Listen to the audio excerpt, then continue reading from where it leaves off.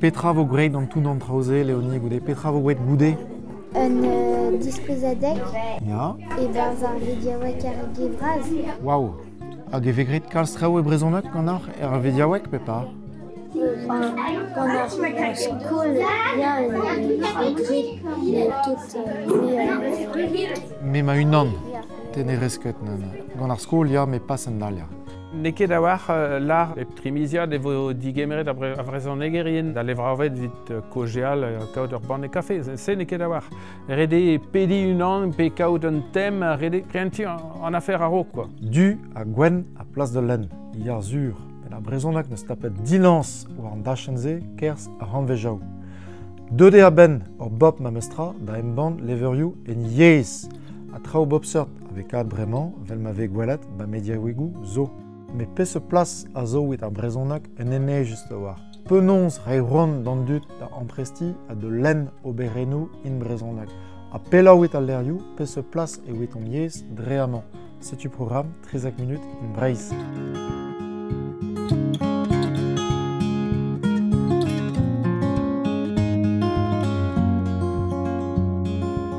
An ba Brest hag a pusinet, samaz gant e flam, la var dinta Petra vegret oud lakal an brezhoneg war vel hag ober gantan amman. Dija digemer an dud e brezhoneg a chikour, a kinnig deo forzik a leorioù danvezioù lié seurt e brezhoneg. O bern leverioù hag oberenou a zo in brezhoneg? Pren a reom kazi tout pez vegret savet e brezhoneg. Dieze ober d'an dut len treoù brezhoneg, chilaou treoù brezhoneg, petra e de sentiment marze. A re zo techet da len hag a biz ar yez deo a zo techet impresti leorioù brezhoneg. Eve just ni a fel deom laka de pouez war an drae, stuperak ver aozet traoù gant eom ni, dreistod ez ur le glen, evit disaja tud zo war skrivanerien zo, pedet ve in galt skrivanerien gant eom, evit disaja an dud, a la rei c'hoant deo, e chihuahua, pe iskem, pe len leorioù. Peus avant ma treze ze ar fet kaout levraou gerien hag a zo brezhoneg gerien a neo, me pa ve kinniget gant eom abadennoù brezhoneg e ve a santet per diesa a ve roet an arc'hant evit a ve fetu ober an abadennoù. Irio vo digimeret sarachet difer hag a zo skrivanerez, troerez ie, hag a deus a fet ur blog e brezhoneg ie, hag a he ar pal e digemer skrivanerien ingal, da la rede tro pem gwech ar blog.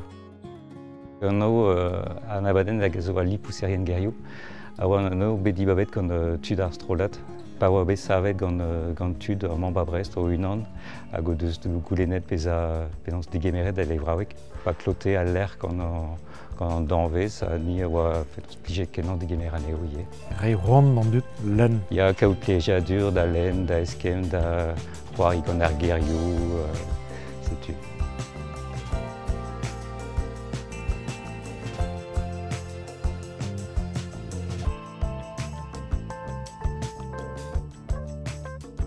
Petra o peus gret, irie? Ni on eus bet ur atelier war ar plankton evit e oa trisa a liva loenit un tammit plankton. Loenet mour. Loenit mour, ya. Amañ vediaouek on eus gret daou atelier. Un atelier a oa divar ben ar plankton. An ar vugale oa da ober liva plankton, par an tamm paper. Ar pal eo d'ober un diskouezadek en er gevraz e miz meurs.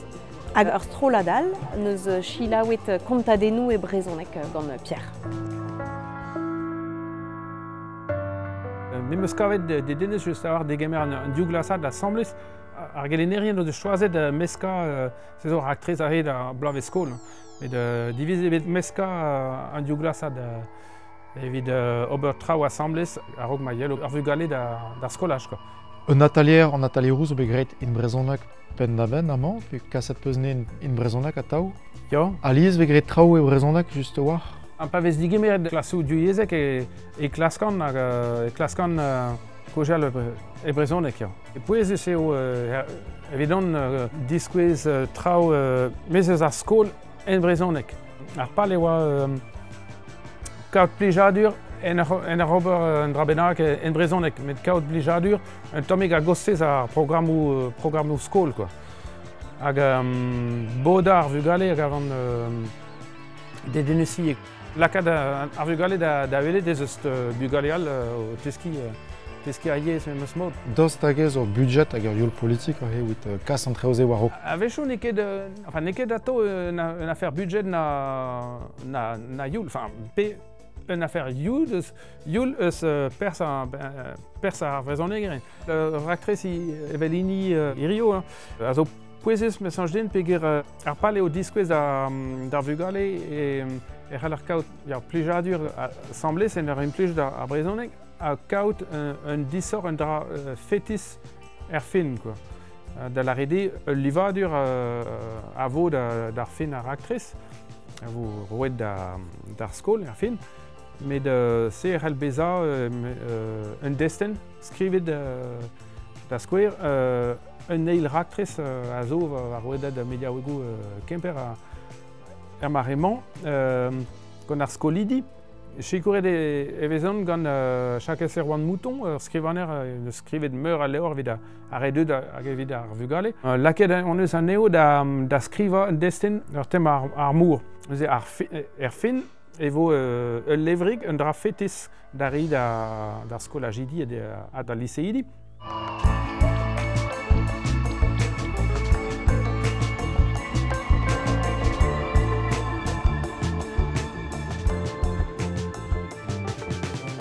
Joù e mediaouek c'hoariaouek gourin, zo bet kiniget un abadenn c'hoarioù e brezhoneg.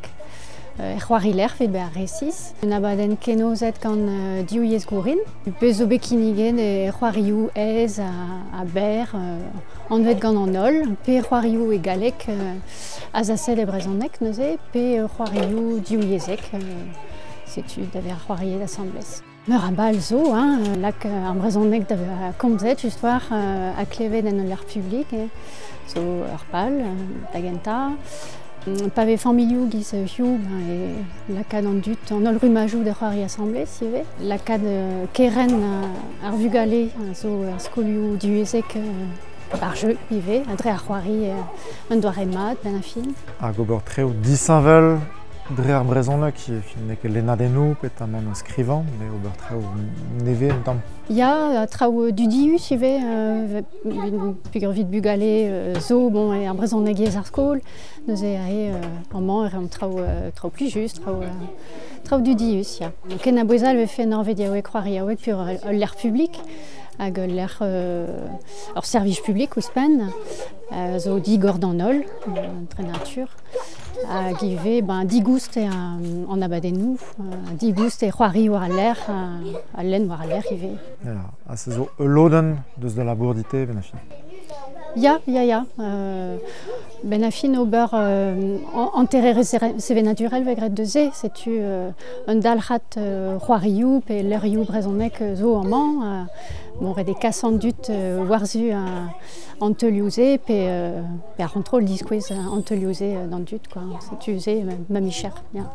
Un dra a zo splant amman e peus laket tout a panelaou en brezhoneg. Ya, just va, ya.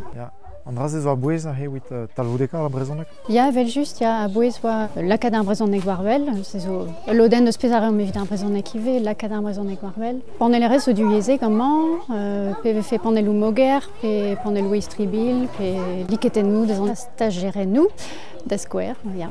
Hag ar goulenn tort un tamm leverioù brezhoneg a zo.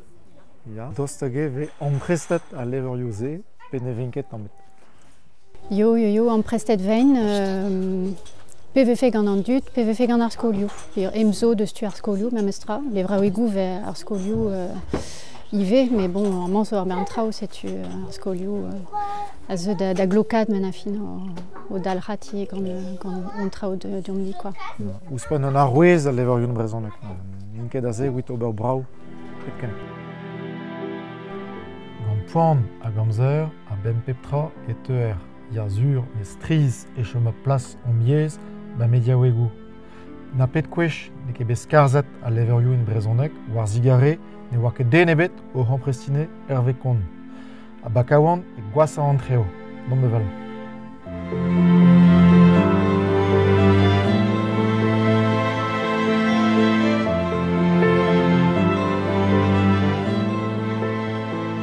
zo amont da presbytal koz kaouan, also bremañ boentoulad blavejoù ur skour deus levraouek an departament, RBCA zo stelle de plérin.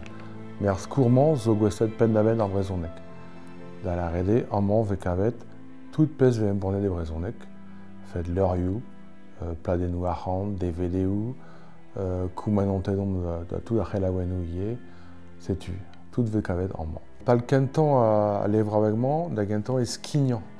Skignan tout pez zo amañ da levraouegou all ar departament. Amañ ve ozet prezegennoù ur wech ar miz, diwar ben temou a zo nemet gant breiz, vel just, pe brezhoneg pe galek. Diskouezadegou zo tremen e vel just, zavet gant em peget, bodadoulen ve ie, red e lar mem eustra e ul ler a bouez vid breiz a bez. Ur neus kemet ul ler vese mar vro. Da la rede ve kavet lerioù all gant leurioù brezhoneg da skouer, me peso man tout an tre war man, quoi. Tout pez ve embornet de brezhoneg zo war man. Miz Gwen Golo diwean, oa belar e dim gant an departament, gant an dilenidi, e vije zered al ler, peguir sanset neus ket trawar a dido tremen, pez mem komprenet nim, e oa un afer arrant meken e gwirionne, e gwirae oa question da espern 30.000 € ar bla. Pez ne ket kal stra. Amañ zo tanzorioù, quoi. Hag an dun, ne oa rankret a war zo deus alerman, quoi. Pez zo dommaj mem eustra, quoi. Halfe zervij d'an ol.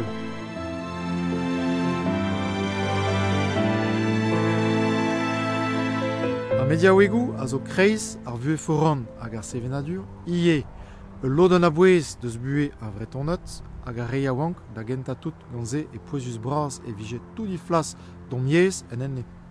A bob sur treo ave kiniget dija deus talek ma ve brezhoneg youlek mar skipai, me wit Montpellor vije daouk postan mur an ers da la rede mur aran, kuit na chomfe on miez ba tout l'an nor.